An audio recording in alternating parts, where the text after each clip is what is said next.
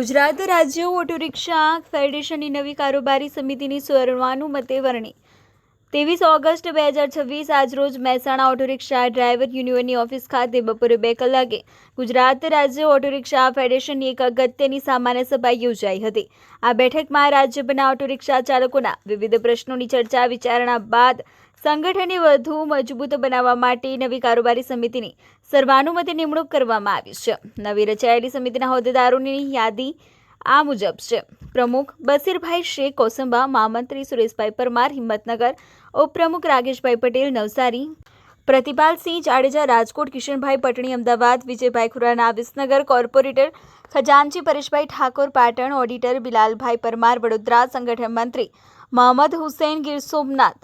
મંત્રી જયેશ શાહ વડોદરા, આબિદ મિર્ઝા ભરૂચ, કારોબારી સભ્યો અનવરભાઈ રાજકોટ,